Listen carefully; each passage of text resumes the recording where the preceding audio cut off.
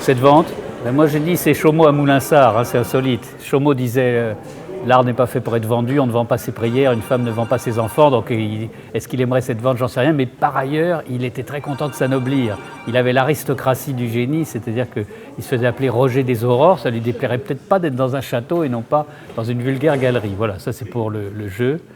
Maintenant on ne peut faire aucun pronostic sur cette vente, Chaumont n'a pas de cote. Et donc c'est une vente qui part de zéro. La raison profonde pour moi de cette vente, en ce qui me concerne, c'est parce que je veux par tous les moyens faire prendre au sérieux l'héritage de Chaumont, sauver les bâtiments qui sont une de ses plus grandes œuvres dans la forêt de Fontainebleau, sauver aussi sa pensée, celle que j'ai enregistrée dans un livre paru en 1978. Et donc c'est tout un ensemble de choses, une pensée, des bâtiments, un mode de vie, une œuvre. Si des collectionneurs s'intéressent à son œuvre, évidemment on prendra plus au sérieux aussi tout le reste. Et donc tout est lié. Le cadre est tout à fait exceptionnel, c'est particulièrement bien présenté, c'est mis en valeur, soit à l'extérieur, soit à l'intérieur. Et quand je sais qu'il y a ici un dixième de ce que j'ai vu, de ce que je connais, on a passé des mois et des mois à tout inventorier, tellement on a de choses. Si on pouvait, dans un grand musée parisien qui vaudrait la peine et qui se sentirait... On peut remplir, comme disait Picasso disait dans ses débuts, « Donnez-moi un musée, je le remplirai ». Et il avait raison. Je pourrais dire exactement la même chose. Donnez un musée à mon père, Chaumont, et nous garantissons tout le remplissons. Quand on a 1400 œuvres, peintures, sculptures, dessins, toutes exceptionnelles, ne ressemblant à rien de ce qu'il y a sur le marché, ou tout au moins de ce que je connais, on peut dire quelque chose de semblable. Aujourd'hui, la vente aux enchères est un passage important pour pouvoir faire reconnaître l'œuvre de Chaumont. Pourquoi ? Parce que quand la veuve de Chaumont a voulu faire classer les œuvres, les bâtiments, l'administration a dit « il n'y a pas d'inventaire ». Nous l'avons réalisé cet hiver. Et l'administration a dit « il n'y a pas de cote ». Et la cote va se jouer cet après-midi. Et des résultats qu'obtiendront Chaumont lors de cette vente, et puis des prochaines ventes qui auront lieu, qu'elles soient aux enchères ou dans des galeries, eh bien, je pense dépendra le regard de l'administration française. Alors c'est ça un petit peu le paradoxe, la reconnaissance d'un artiste, c'est que ça passe par les enchères. Vous allez retrouver 99 œuvres, c'est un chiffre qui est complètement symbolique, et qui représente, max ou minus, 10% de ce que Chaumont a laissé dans la forêt à sa mort. On se revoit à la fin de la vente, il y a une grande question mark, comme disent nos amis anglais, parce qu'on ne sait pas du tout ce que ça va donner. Il y a des mises à prix qui sont très symboliques, de 200 € pour les dessins qui sont derrière, 500 € pour les peintures, et puis 1000 € bien sûr pour les sculptures qui sont le cœur de la création de l'artiste. Il croyait tellement en lui-même, et ça depuis le tout jeune âge, Mon père n'a fait que de l'art toute sa vie. Il n'a fait ça que toute sa vie. Toute sa vie, il a fait de l'art. Il a commencé à 15 ans et il a fini à 92 ans. Et il serait content d'avoir un musée ou d'être reconnu, ça, même s'il ne le disait pas. Il doit être content aujourd'hui d'être reconnu. Ça c'est sûr, certain. Mais il a délaissé tant d'occasions, tant de gens qui lui ont proposé des choses. Pour lui, il restait dans son petit univers, dans les 7000 m² de la propriété, au milieu des pins, des sapins et des chênes et des bouleaux. Et c'est là qu'a été conçue une grande partie de l'œuvre. De son vivant, Chaumont a quand même vendu. Il a vendu chaque fois qu'il avait besoin d'argent pour sa création. Pas tellement pour vivre, parce qu'il vivait de ses entrées, il vivait d'une petite pension qu'il avait, mais chaque fois qu'il avait besoin d'argent, par exemple, pour faire son film, Le Débarquement spirituel. À ce moment-là, il a vendu en direct à de grands collectionneurs qui étaient amoureux de son œuvre, mais il n'y avait pas d'esprit de spéculation là-dessus. Évidemment, c'est totalement étranger à la création d'un artiste. J'ajouterais que la dernière fois que j'ai vu Chaumont, 6 ans avant sa mort, en 93, il était très heureux que je revienne le voir. On est resté très longtemps avec 2 ou 3 amis qui étaient avec moi. Il m'a pris par le bras, il m'a montré tout son terrain, les bâtiments, les œuvres qui étaient partout. Il m'a dit « Je te le dis à toi, mais tu sais ce que j'ai fait, je crois, de plus beau dans ma vie, c'est de ne pas vendre mon œuvre. » Et je n'oublierai jamais cette phrase. Il m'avait pris par le bras très fermement comme ça, parce qu'en fait, s'il avait dispersé son œuvre de son vivant, comme tellement d'artistes, il n'aurait rien eu à montrer, il n'aurait pas pu enseigner sa philosophie de la vie et de la création. Donc il y avait une logique à ce que son œuvre reste autour de lui. En revanche, s'il avait pu vendre de temps en temps correctement certaines pièces et tout, il aurait peut-être mieux vécu, mais ce n'est pas ce qu'il recherchait. Il recherchait d'abord être un noyau d'authenticité, une révolte spirituelle. J'imaginais pas que ce soit possible un jour, et lui non plus en tout cas. Il aurait été tout à fait étonné de voir que son œuvre sort par l'intermédiaire d'un château de France. Il faisait ça en 2 tours de main. Une créativité extrêmement. Et puis tous les dessins qu'on a choisis. Ah oui, ceux-là. C'était dans un carton tout poussiéreux, puis quand ils sont mis comme ça. Mesdames, Messieurs, bonjour. C'est la première fois que sont présentées en vente aux enchères les œuvres de cet artiste hors du commun. Chaumont n'a pas de code. Chaumont refusait le marché. Chaumont disait même « mon art n'est pas à vendre ». La cote de Chaumont, elle va être faite par vous. Cette vente va être un test. Plus vous vous intéresserez à cette œuvre, plus effectivement on prendra au sérieux, si je puis dire, Chaumont en tant qu'artiste dans cette phase costume, et plus nous avons de chance effectivement de poursuivre au fond le rayonnement de son œuvre. Ces 99 œuvres proviennent de la succession Chaumont et elles sont vendues en l'état. Ces bois brûlés sont de la fin des années 50, début des années 60, puisqu'il en a fait avant cette exposition et aussi après. C'est donc la technique, c'est du bois blanc sculpté à la main et ensuite passé au feu, littéralement rôti au four. Certaines des œuvres qui sont présentées ici ont été reprises en peinture et, comme il disait, stigmatisées de signes en peinture d'argent dans les années 90. 1900 € une fois pour ce premier coup de marteau très symbolique, 1900 € deux fois, adjugé, 1900 €, adjugé, 1200, adjugé à 1500 €. 1500, 600 à Cheverny au téléphone, adjugé, 1600 € au téléphone, adjugé, 1700 €, adjugé, solde, au téléphone par Jean-Baptiste, 4000 €. 2800, 3000 au téléphone. 4500 € une fois, 4500 € deux fois, pas de regret monsieur. Adjugé, 2000 €, l'enchère est à l'extrême gauche pour cette grande modulation. Vous la laissez partir dans ce musée, vous irez la voir. Adjugé, solde, 3500 €. Que fait-on? On hésite. C'est la plus grande. 11 000 € deux fois. C'est le prix record depuis le début de la vente pour un bois brûlé. Ce sera la cote de Chaumont. 11 000 € trois fois, pas de regret. Adjugé, solde, vendu à Jean-Baptiste pour ce record de bois brûlé de Chaumont à 11 000 €. Alors, ces œuvres sont de la fin des années 70, c'est l'époque où personnellement j'ai rencontré Chaumont, je l'ai vu faire ces œuvres, donc il utilisait une structure en grillage, ensuite au chalumeau il faisait fondre des bidons de plastique récupérés, il avait une science incroyable des plastiques, par exemple il savait qu'un certain fond de télévision donnait un noir extraordinaire. Voilà, alors voilà une tête, Chaumont a fait énormément de têtes, souvent assez dramatiques, souvent la bouche ouverte et regardant, comme il disait, vers ailleurs. Il dit en réalité, je suis un désespéré. Ces têtes qui regardent vers ailleurs m'aident à garder l'espoir. 2400. Pas d'enchère supérieure à la somme de 2400 €. Voici ici une tête de pharaon ou d'extraterrestre d'inspiration égyptienne. 1000 € de mise à prix. Adjugé, à vous, à Cheverny, 6 000 €. 3000 €, c'est au deuxième rang.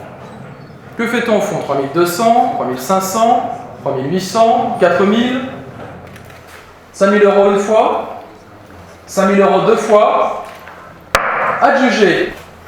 Alors le prochain numéro, le 313, le scarabée bleu, qu'il appelait aussi la punaise des bois. L'enchère est au deuxième rang. Pas de regret monsieur. Adjugé, 3000 € au numéro 8. 1000 € l'enchère est 1100, 1200, 1300, 1400, 1500 monsieur, 1700 madame. Adjugé, 2400 € au numéro 4. Je vous remercie de vos enchères madame. Le numéro suivant qui s'appelle Pêcheur de lune, 315. Alors appartient à une série moins nombreuse, ce qui à l'origine était uniquement des formes en grillage peint blanc, qui ensuite ont été repris dans des couleurs différentes. Chaumont disait de lui-même, je suis un poète et un musicien, un pêcheur de lune. 3000, 3200, 3500, 3800 voulez-vous. Adjugé, 4200 € au numéro 3.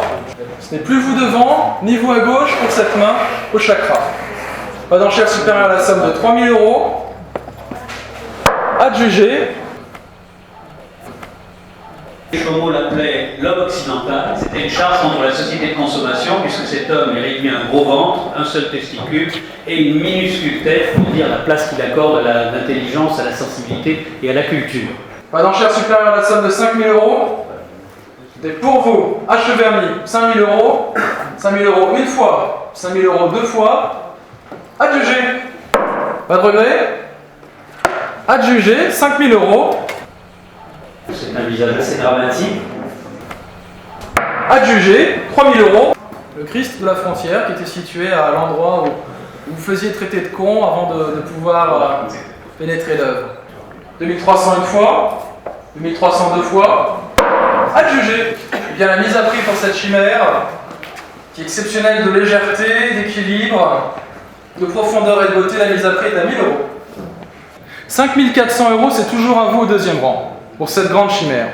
C'est donc un centaure en plâtre peint sur une structure de grillage. 8 500 €, adjugé pour le centaure au numéro 8. Pas d'enchère supérieure à la somme de 5 400 €, ni au téléphone, ni à droite. L'enchère est au fond à 5 400 €. Adjugé, 5 400. Voilà la grande chrysalide de Chaumont. Plastique, grillage, peinture. Et alors elle a un côté comme sortie des abysses, comme si elle avait été plongée avec un galion pendant des siècles sous la mer. Et tu ne crois pas si bien dire, il disait souvent, je suis comme un archéologue du futur qui déterre les vestiges d'une civilisation défunte. Donc il y a en effet cette idée que ces sculptures avaient été trouvées dans le sol par un archéologue. Adjugé, 1 400 €, votre numéro, pardonnez-moi. C'est une première enchère, bravo. Au 25, 1 400. Totem, qui est une figure majeure qui s'inscrit non seulement dans l'art, mais aussi dans l'architecture d'Acher la forêt. 15 000 € l'enchère est au deuxième rang. En voulez-vous pour 16 000 €? 15 000 € une fois, 15 000 € deux fois, adjugé, avec les félicitations du public, 15 000 €.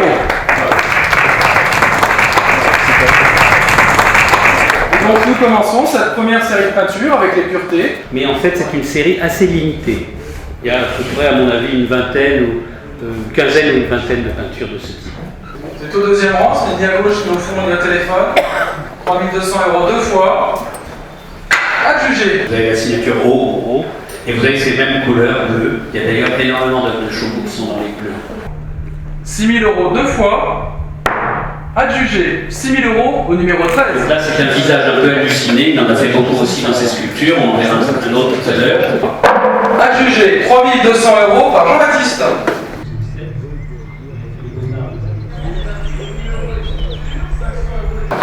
Adjugé, 1 100 €, c'est une première enchère.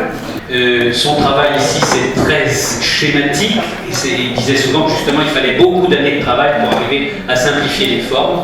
2 800 €, adjugé au téléphone par Jean-Baptiste. Adjugé 1 000 € au numéro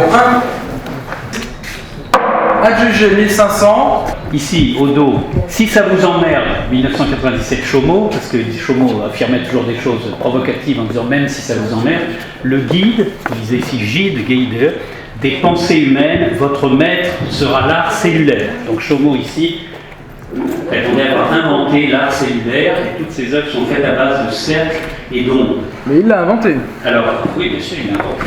Alors, la légende ici, il regarde au-dessus des frontières. Adjugé, 700 € au numéro 3. Adjugé, 800 au numéro 3. Adjugé, 450 €, à vous monsieur, au numéro 5. Je vous remercie. Pas d'enchère supérieure à la somme de 800 €. Adjugé, 800 € au numéro 5. Monsieur va se constituer une très belle collection d'encrines. Voilà. Ouvrez-vous, bande de cons, votre Chaumont, votre guide total, l'art cellulaire Chaumont. Chaumont traitait ses visiteurs de cons à l'entrée, et comme il disait très bien, s'ils ne sont pas cons, ils rigolent. Voilà. Donc c'était un test qu'il fallait savoir passer pour pouvoir entrer et être à l'aise ensuite avec lui. Il avait en fait beaucoup d'humour quand on ne le prenait pas à rose-poil. 1 200 € au téléphone. Donc c'est du béton cellulaire, sculpté et peint. Alors ces deux gardiens qui évoqueront, vous reconnaissez sûrement cette façon de styliser le visage qu'on trouvait tout à l'heure dans les puretés, sont évidemment très proches d'une inspiration d'art primitif. Chaumot faisait souvent comme ça des personnages au visage allongé qui semblaient être les gardiens de son univers. Il a fait des gardiens dans toutes les techniques qu'il a utilisées. Voilà donc deux gardiens de sa série des Cyporex. Chaumot a commencé le Cyporex en 1983 et pendant 5 ou 6 ans, il a épuisé ce matériau qu'on lui avait apporté. Il a fait une série d'œuvres donc tout à fait nouvelles. 4 000 € une fois, 4 000 € deux fois, adjugé, 4 000 € Acheverny. On les gardera très bien à la ville de Melun et ce sera pour les générations futures. Voilà.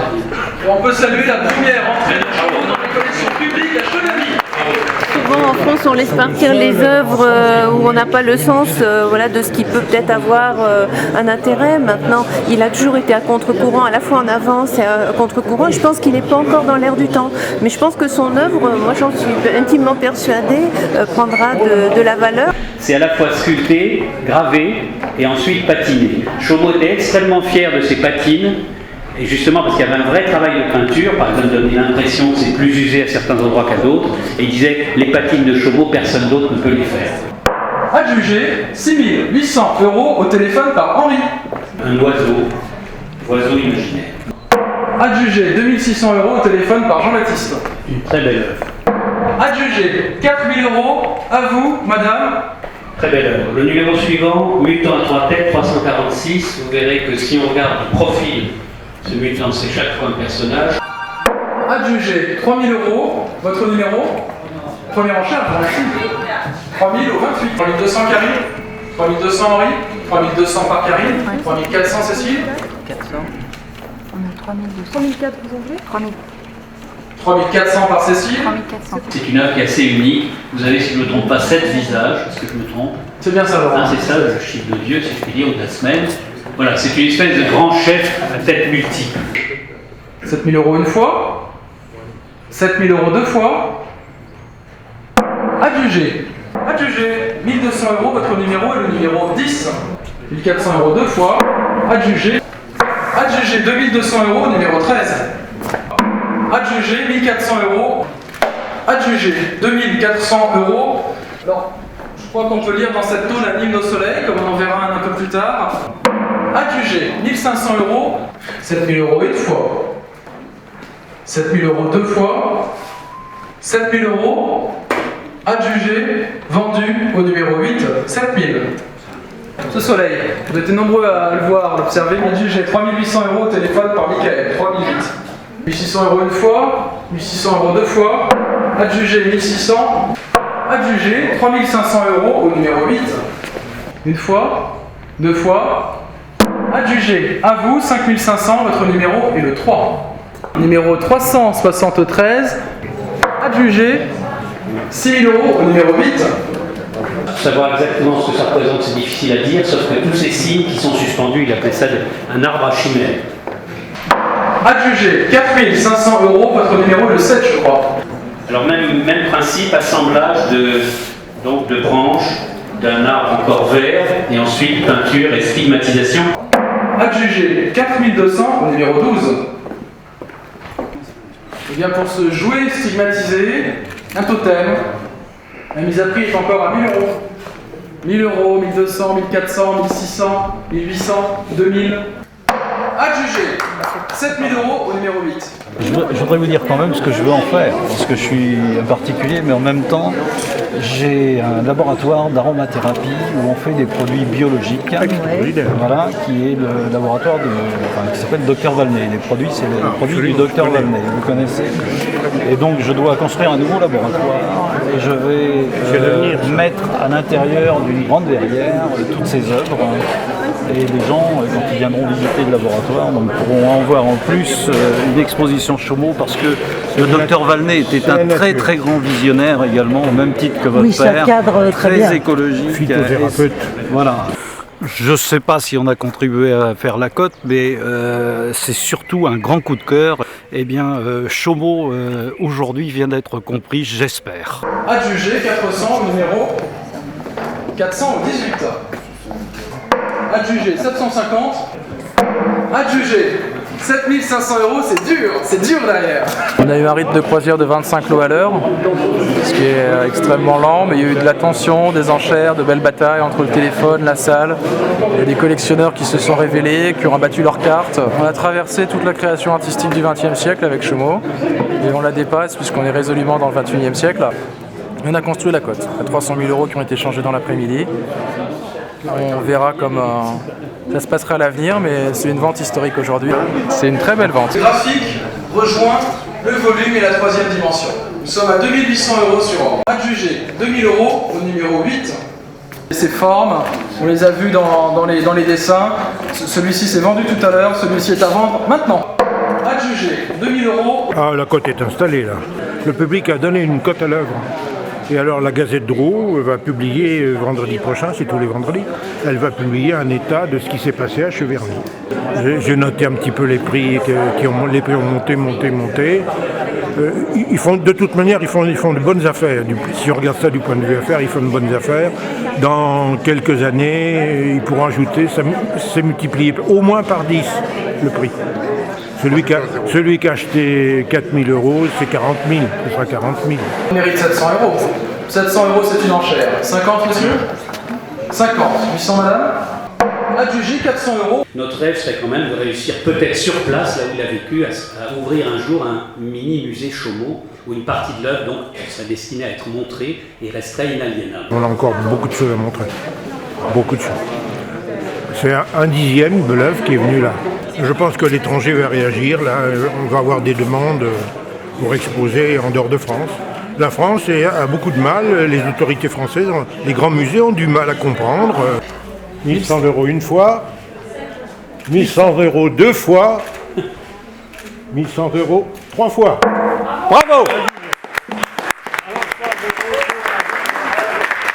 C'est formidable. Félicitations Geneviève. Formidable. Quelle heure il est? Merci. C'est complètement fou. Heureux? Oui, tout à fait. Oui, et déçu. Déçu parce que j'ai pas pu obtenir un dessin, entre autres, les sérigraphies, je l'ai pas pu. C'est la loi du genre. C'est la loi du genre, oui, c'est-à-dire. Et vous avez acquis quoi alors? Une belle pièce, une des plus grandes pièces d'ailleurs. Le totem? Oui, c'est ça, le totem. En bois, fil de fer et plastique. Et sans indiscrétion, il va se retrouver où Il va se retrouver chez moi dans un premier temps. Voilà. Je vais en profiter au quotidien. On a un grand appartement. C'est pas encore déterminé exactement à quel endroit.